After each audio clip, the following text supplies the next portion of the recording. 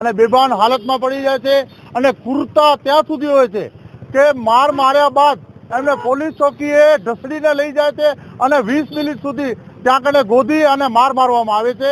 જેમાં ઘણા કર્મચારીઓ પણ એમાં ભાગ લીધો છે। માટે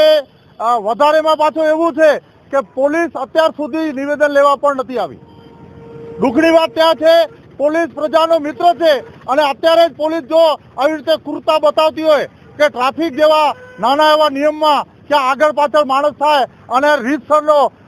એલ્યુમિનિયમના ધોકાથી મારવામાં આવે અને એનો માથું એવી હાલતમાં નવયુવાન ત્યાંથી પસાર થાય છે અને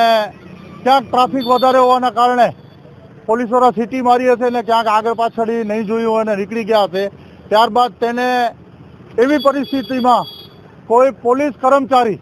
આવી કરીને એને ધોકો મારે છે, જેના કારણે એનો પાછળના ભાગમાં હેમરેજ થઈ જાય છે અને બેભાન હાલતમાં પડી જાય છે અને કુર્તા ત્યાં સુધી હોય છે કે માર્યા બાદ એમને પોલીસ ચોકીએ ઢસડીને લઈ જાય છે અને 20 મિનિટ સુધી ત્યાં કને ગોદી અને મારવામાં આવે છે, જેમાં ઘણા કર્મચારીઓ પણ એમાં ભાગ લીધો છે। માટે વધારેમાં પાછું એવું છે કે પોલીસ અત્યાર સુધી નિવેદન લેવા પણ નથી આવી। દુઃખની વાત ત્યાં છે, પોલીસ પ્રજાનો મિત્ર છે અને અત્યારે જ પોલીસ જો આવી રીતે કુર્તા બતાવતી હોય કે ટ્રાફિક જેવા નાના એવા નિયમમાં ક્યાં આગળ પાછળ માણસ થાય અને રીતસરનો એલ્યુમિનિયમના ધોકાથી મારવામાં આવે અને એનો માથું એવી હાલતમાં ફાટી જાય છે કે એને હેમરેજ થાય છે અને એ માણસ બેભાન હાલતમાં થઈ જાય છે। એટલે માટે અમને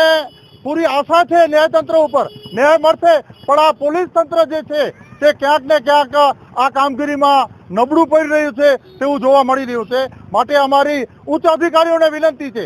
કે ગુનેગારને તમે સજા આપો, પણ આવી ક્રૂરતા સાથે પબ્લિકની વચ્ચે બેસી કરી અને જે આ સજા થઈ છે તે ખરેખર નિંદનીય છે અને આવા બનાવો ફરી ન બને।